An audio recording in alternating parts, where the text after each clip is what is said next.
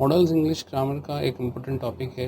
In fact tense के बाद अगर कोई चीज़ हेल्पिंग वर्ब के तौर पे काम में आती है तो वो मॉडल्स ही हैं। तो इस तरीके से इंग्लिश का कोई भी सेंटेंस आप बनाते हैं तो उसमें जो हेल्पिंग वर्ब की ज़रूरत होती है वो या तो टेंस से पूरी की जाती है या मॉडल से पूरी की जाती है। मॉडल से रिलेटेड सवाल सेंट्रल गवर्नमेंट, स्टेट गवर्नमेंट के कॉम्पिटिटिव एग्ज़ाम्स, यहाँ तक कि state board, central board, international board के अंदर भी पूछे जाते हैं। तो चलिए आज हम मॉडल्स का वीडियो शुरू करते हैं।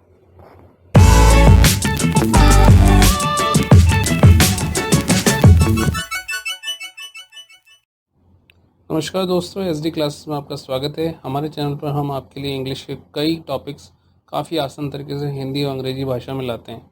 अगर आप ये वीडियो पहली बार देख रहे हैं तो सब्सक्राइब कीजिए हमारे चैनल को और पुराने सभी वीडियोस को देखने के लिए इस वीडियो के डिस्क्रिप्शन बॉक्स में दिए गए लिंक्स पर क्लिक कीजिए। चलिए शुरू करते हैं। जैसा कि आप देख पा रहे हैं स्क्रीन के ऊपर कि मॉडल के साथ मैंने V1 लिखा है। इसका मतलब कि मॉडल के साथ हमेशा हमको वर्ब की फर्स्ट फॉर्म ही यूज़ करनी है। मॉडल अगर प्योर फॉर्म में अवेलेबल है, यानी कि जो मॉडल का नाम है, जो मॉडल्स हैं वो वैसे के वैसे लिखे हुए हैं, तो हमें V1 के अलावा कोई और वर्ब यूज़ नहीं करनी है।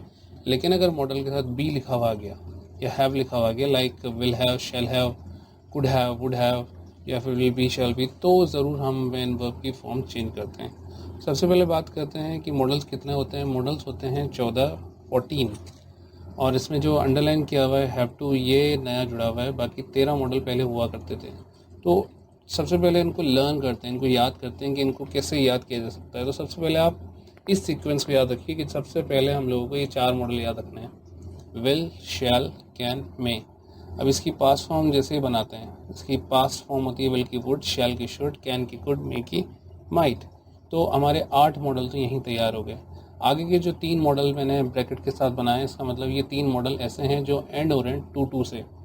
तो ought to, use to, have to. और इसके बाद हम बात करें तो 3 मॉडल ऐसे बचे हैं जिनको हम एक ट्रिक से याद रख सकते हैं। लाइफ की नीड को पूरा करने के लिए डेयर करनी पड़ती है, जिससे लाइफ मस्त हो जाती है। तो हमारे पास नीड, डेयर, मस्ट, ये तीनों मॉडल भी आ गए। तो इस तरीके से ये 14 मॉडल होते हैं और हम इनको किस तरीके से यूज़ करते हैं वो आगे हम देखते हैं। तो सबसे पहले हमारे पास एक एग्जाम्पल दिया हुआ है यहाँ पे कि वर्ब की फर्स्ट फॉर्म मॉडल के साथ कैसे लगाते हैं। जैसे ही कैन स्पीक चाइनीज़, तो यहाँ जो कैन है वो एक हेल्पिंग वर्ब का ही काम कर रहा है। हेल्पिंग वर्ब के तौर पे या तो हम टेंस यूज़ करते हैं या फिर मॉडल। तो जहाँ हमने टेंस यूज़ कर लिया, यानी कि एज़एमआर यूज़ किया, वॉज वर यूज़ किया, तो वहाँ हम मॉडल का यूज़ नहीं कर सकते। यानी उस सेंटेंस के अंदर हम मॉडल का यूज़ नहीं कर सकते। लेकिन जिस सेंटेंस के अंदर हमने मॉडल यूज़ कर लिया, जैसे कि कैन यूज़ कर लिया, मे यूज़ कर लिया, शुड यूज़ कर लिया, तो यहाँ एज़एमआर की ज़रूरत नहीं हो सकती। तो हेल्पिंग वर्ब हमेशा एक सेंटेंस के अंदर एक ही होती है, या तो मॉडल की लग सकती है या फिर टेंस की। तो यहाँ पे मैंने लिखा है ही कैन स्पीक चाइनीज़, तो कैन के साथ स्पीक लगाया। You may take the book to school, यहाँ मे के साथ टेक लगाया, यानी वर्ब की फर्स्ट फॉर्म ही चल रही है अभी तक। चलिए आगे चलते हैं। सबसे पहले बात करते हैं विल शैल की। याद रखिए कि आई और वी के साथ शैल यूज़ किया जाता है और बाकी सभी सब्जेक्ट के साथ आई वी के अलावा हम लोग विल का यूज़ करते हैं। ये एक जनरल प्रोसेस है कि विल और शैल को कहाँ यूज़ किया जाता है। लेकिन इसका एक्सेप्शन भी है, इस रूल का अपवाद भी है। वो अपवाद क्या है वो हम अभी बात करते हैं। सबसे पहले देखते हैं कि आई और वी के साथ शैल कैसे यूज़ करते हैं। जैसे मैंने एक सेंटेंस बनाया है, I shall join this job tomorrow. दूसरा सेंटेंस है he will come next week. इन दोनों सेंटेंस के अंदर आई के साथ मैंने लगाया शैल और ही के साथ विल लगाया। अब एक्सेप्शन की बात करते हैं तो थ्रेट यानी कि धमकी देना, प्रॉमिस यानी कि वादा करना, रिजोल्यूशन यानी कि हम लोग दृढ़ निश्चय करते हैं, डिटर्मिनेशन भी एक निश्चय ही होता है। तो इन चारों चीज़ों को अगर मैं ध्यान से देखूँ, इन चारों के अंदर हम निश्चय की ही बात कर रहे हैं।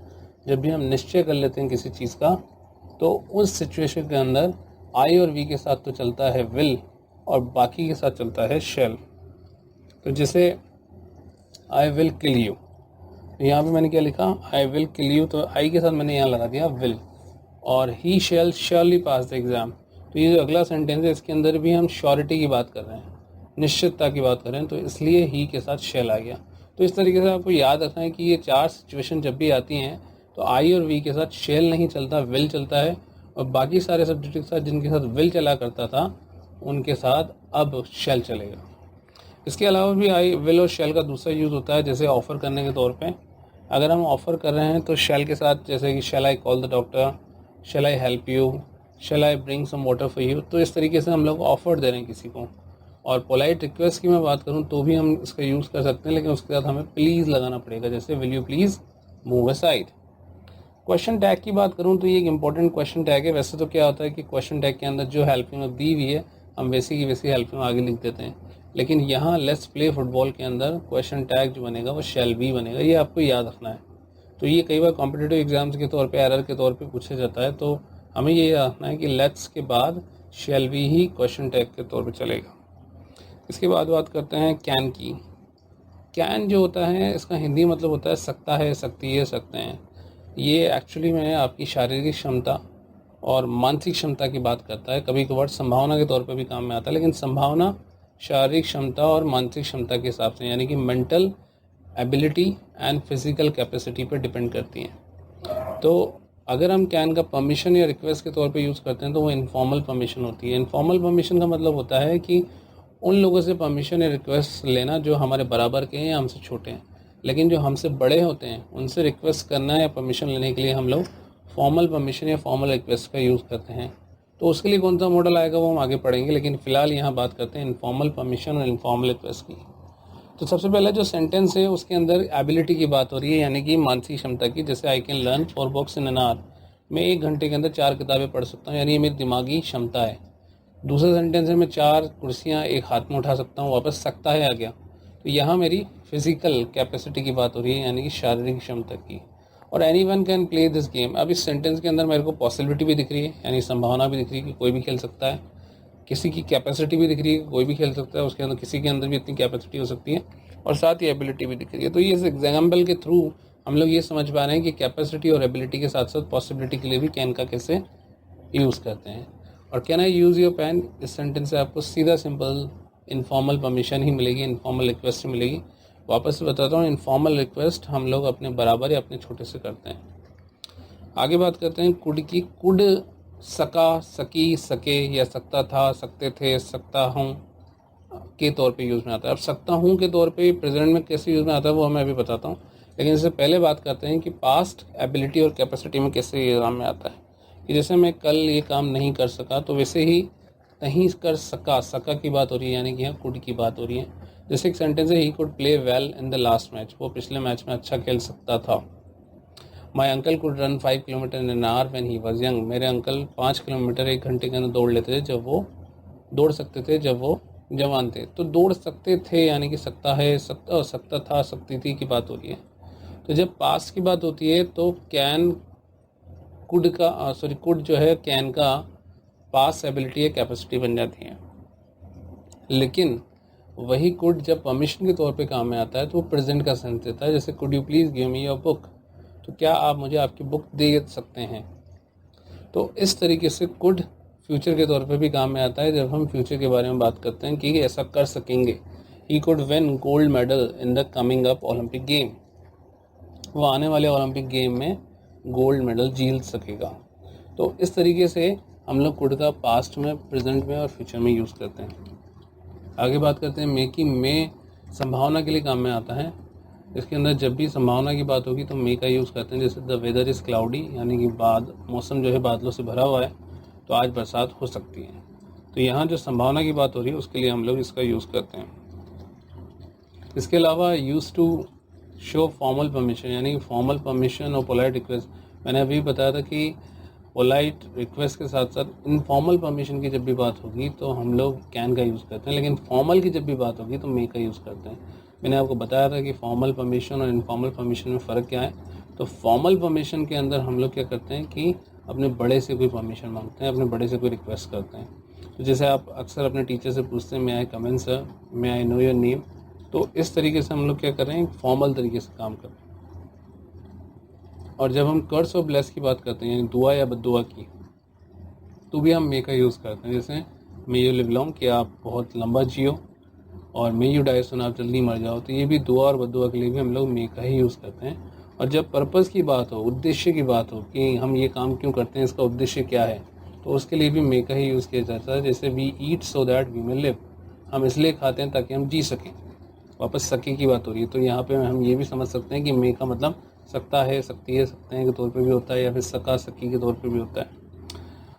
We work hard so that we may pass, हम इसलिए कठिन परिश्रम करते हैं ताकि हम पास हो सकें।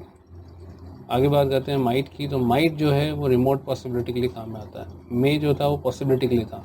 अब देखो पॉसिबिलिटी के लिए मैंने सेंटेंस दिया था कि द वेदर इज़ क्लाउडी, कि जो आसमान है वो जो मौसम है वो बादलों से भरा हुआ है इसलिए बरसात हो सकती है। अब माइट की मैं बात कर रहा हूँ कि द वेदर इज़ फेयर, यानी कि जो मौसम है वो बिल्कुल साफ़ है, फिर भी हमको लगता है कि बारिश हो सकती है, तो हम उस कंडीशन के अंदर, उस रिमोट पॉसिबिलिटी के अंदर, रिमोट पॉसिबिलिटी मतलब ऐसी संभावना जिसके होने के चांसेस बहुत कम है, उसके लिए हम माइट का यूज़ करते हैं। इसके अलावा जहाँ जहाँ मे काम में आता है उसके पास्ट फॉर्म में माइट काम में आता है। जैसे past of May, he told that he might join the school, उसने बोला कि वह स्कूल ज्वाइन कर सकता था। पास्ट ऑफ मे यानी पर्पस के तौर पे, और past of May wishes of bless और कर्स के तौर पे। तो इनको किस तरीके से यूज़ करते हैं पास्ट में, ये आपके सामने मैंने रखा हुआ है। और यहाँ ये मे का पास्ट बन रहा है। अब मे का पास्ट बनाने के लिए हमें ये चीज़ हमेशा देखनी चाहिए कि जो सेंटेंस का पहला पार्ट है वो अगर पास्ट में है तो अगला भी पास्ट में होगा। जैसे ही टोल्ड, ये पास्ट है, तो इसके आगे ही माइट ज्वाइन, तो ये भी पास्ट बन गया। ही वर्कड हार्ड, ये भी पास्ट है, तो इसके आगे ही माइट पास, ये भी पास्ट बन गया। तो इस तरीके से ये सेंटेंस पास्ट के तौर पे काम में आता है। आगे बात करते हैं वुड। वुड विल का पास्ट है। मैंने सोचा था कि कल मैं तुम्हारे घर आऊँगा। अब सोचा था तो पास्ट के अंदर है, और आऊँगा जो है वो फ्यूचर के अंदर है। तो इस सिचुएशन के अंदर हम ऐसे बोलते हैं कि मैंने सोचा था कि मैं तुम्हारे घर आऊँगा। तो सोचा था पास्ट के अंदर है, तो यहाँ पे ये नहीं बोलेंगे कि I thought that I will come your home tomorrow. इसके लिए लिखेंगे हम लोग I thought that I would come your home tomorrow. So ऐसे करके हम लोग सेंटेंस को बताते हैं। यानी कि थॉट पास्ट की बात हो रही है, तो यानी कि हम लोग पास्ट का, विल का पास्ट यूज़ करेंगे, यानी कि वुड। पोलाइट रिक्वेस्ट के तौर पे भी वुड का यूज़ किया जाता है। Would you please pass the ball, क्या आप ये बॉल पास करेंगे। जब भी प्रेफरेंस यानी प्राथमिकता की बात हो, तो I would rather die than beg, यानी कि मैं भीख मांगने से अच्छा मरना पसंद करूँगा। तो यहाँ हमने पसंद, अपनी प्रेफरेंस, अपनी प्राथमिकता बताई, तो उसके लिए भी हम लोग वुड का यूज़ करते हैं। और पुरानी आदतों के लिए भी वुड का यूज़ किया जाता है। जैसे कि लंच के बाद मैं अक्सर सोया करता था, तो वो वुड के तौर पे काम में आता है। शुड की बात करें तो शुड का मतलब होता है हिंदी में चाहिए, और ये एक साधारण सलाह के तौर पे काम में आता है। और लेस्ट एक कंजक्शन है जिसके साथ हमेशा शुड का ही यूज़ होता है। तो जैसे साधारण सलाह के तौर पे she should read this book, उसे ये बुक पढ़नी चाहिए। या फिर लेस्ट का जो सेंटेंस दिया हुआ है कि run fast लेस्ट you should miss the train, इस सेंटेंस में मतलब ये होता है कि तेज़ दौड़ो, कहीं तुम्हारी ट्रेन मिस ना हो जाए। कहीं ना हो जाए, वो लेस्ट के अंदर ना ऑलरेडी जुड़ा हुआ है, इसलिए आगे हम लोग शुड के साथ कभी भी नॉट नहीं लगाते। ये कभी कभार एरर के तौर पे पूछा जाता है कि you should not miss the train, तो सेंटेंस जब ट्रांसलेट करने की कोशिश करते हैं तो हमको लगता है सही है, लेकिन लेस्ट के अंदर ऑलरेडी नॉट अवेलेबल होता है। लेस्ट के अंदर ऑलरेडी नॉट का सेंस होता है, इसलिए हम लोग इसके साथ कभी भी नेगेटिव के तौर पे नॉट नहीं लगाते हैं। लेकिन ये ज़रूर याद रखना है कि लेस्ट के बाद हमें हमेशा शुड ही लगाना है। आगे बात करते हैं मस्ट की। मस्ट जो होता है वो बहुत स्ट्रॉन्ग एडवाइस, वार्निंग या प्रोहिबिशन के तौर पे काम में आता है। यानी कि हम किसी को वार्न करना चाहें, हम किसी को रोकना चाहें, किसी को गलत काम करने से या कोई चीज़ हम उससे रोकना चाहें, तो वो सलाह के तौर पे हम लोग जब देते हैं तो उसे हम मस्ट के तौर पे यूज़ करते हैं। जैसे कोई स्टूडेंट क्लास में रोज़ लेट आता है, तो उसको टीचर सलाह के तौर पे बोलेगा कि you should come on time, लेकिन जैसे ही वो उस सलाह को वार्निंग के तौर पे कन्वर्ट करना चाहेगा, उसके ऊपर जोर देना चाहेगा, तो उसके लिए वो यूज़ करेगा you must come on time. तो इस तरीके से मस्ट का हम लोग यूज़ करते हैं। आगे बात करते हैं have to, has to, had to, will have to. इसका मतलब होता है पड़ता है, मुझे ये काम करना पड़ता है, यानी कि मेरी इच्छा नहीं है लेकिन मुझे ये काम करना पड़ता है। तो हैव टू, हैज़ टू मतलब पड़ता है, हैड टू मतलब पड़ता था, विल हैव टू मतलब पड़ेगा। मुझे रोज़ दूर जाना पड़ेगा तो उसके लिए विल हैव टू लगाना पड़ेगा। मुझे रोज़ सुबह उठना पड़ता था, उसके लिए हैड टू लगाना पड़ेगा। और जिससे हम बोलूँ मुझे ये रोज़ करना पड़ता है, तो उसके लिए हैव टू और हैज़ टू लगाते हैं। हैज़ टू सिंगुलर सब्जेक्ट के साथ और हैव टू प्लूरल सब्जेक्ट के साथ लगाते हैं। जैसे I have to clean my home, मुझे अपना घर साफ़ करना पड़ता है, तो यानी कि मेरी इच्छा नहीं है, मैं अपनी मर्ज़ी से नहीं कर रहा हूँ, ये मेरे लिए एक कंपल्सन है, मेरे लिए एक मजबूरी है। तो मजबूरी वाले सेंटेंस के लिए हम लोग हैव टू, हैज़ टू और हैड टू और विल हैव टू का यूज़ करते हैं। ये याद रखना है हमको कि हैव टू और हैज़ टू प्रेजेंट के लिए आता है, हैड टू पास्ट के लिए और विल हैव टू फ्यूचर के लिए।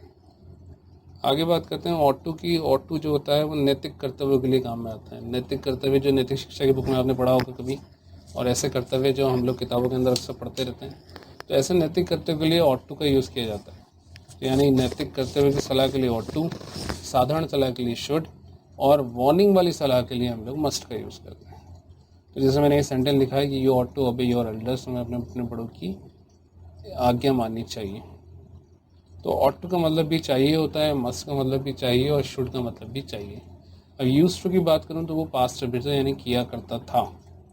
ही used to read comic books in his childhood, वो अपने बचपन में कॉमिक बुक्स पढ़ा करता था। तो पास्ट के लिए हम लोग यूज्ड टू का यूज़ करते हैं। पास्ट हैबिट्स के लिए, जैसे कि मैंने अभी भी बताया कि ये बचपन की बात हो रही है तो हमने यूज्ड टू का यूज़ किया।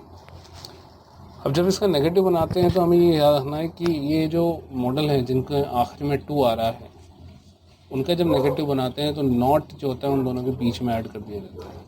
जैसे he used not to read comic books in his childhood. आगे बात करते हैं नीड और डेयर की। जो नीड जो होती है वो नेसेसिटी या रिक्वायरमेंट के तौर पे काम में आता है। आई नीड योर हेल्प और you need not this bike. अब देखो इस सेंटेंस के अंदर मैंने नीड के आगे जब नेगेटिव बनाया तो नीड नॉट लिखा। कई बार आपने पढ़ा होगा कि you don't need this bike. तो इस तरह के सेंटेंस के अंदर जब हम डोंट लगा देते हैं तो वो टेंस वाला बन जाता है, और नीड के आगे नॉट लगा देते हैं तो मॉडल वाला बन जाता है। तो ऐसे मॉडल को कहा जाता है सेमी मॉडल। तो नीड, डेयर और यूज्ड टू, ये तीन मॉडल ऐसे हैं जो सेमी मॉडल हैं, यानी कि इनकी ये जो है मॉडल के तौर पे भी काम में आते हैं और साथ ही साथ मेन वर्ब के तौर पे भी काम में आते हैं। तो you need not this bike, इसके अंदर नीड जो है वो मॉडल का काम कर रहा है, यानी कि हेल्पिंग वर्ब का भी काम कर रहा है, और यही मेन वर्ब का भी काम कर रहा है। इसी के अंदर नेसेसिटी का मतलब भी आ रहा है। तो इसलिए ऐसे मॉडल जो कि मेन वर्ब और हेल्पिंग वर्ब दोनों का काम करते हैं उन्हें सेमी मॉडल कहते हैं। तो सेमी मॉडल होते हैं तीन, need, dare and used to. आगे डेयर की बात करते हैं तो डेयर जो होता है वो चैलेंज या करेज के तौर पे काम आता है। How dare you touch my pen. तो यहाँ पे जो डेयर मैंने लगाया है यहाँ पे हिम्मत का भी सेंस दे रहा है वो, और साथ ही साथ ये डेयर जो है वो मॉडल का भी काम कर रहा है। तो ये भी एक सेमी मॉडल है। तो इस तरीके से हम लोग मॉडल्स का यूज़ करते हैं। आपको हमेशा ये ध्यान रखना है कि किस मॉडल का क्या मतलब होता है, किस तरीके से इसे हिंदी में ट्रांसलेट करके हम इसका मतलब निकाल सकते हैं, और सभी मॉडल के साथ हमें वर्ब की फर्स्ट फॉर्म यूज़ करनी है। होपफुली आपको ये वीडियो पसंद आया होगा। अगर पसंद आया हो please like this video, subscribe this channel and share it with your friends. Thank you so much.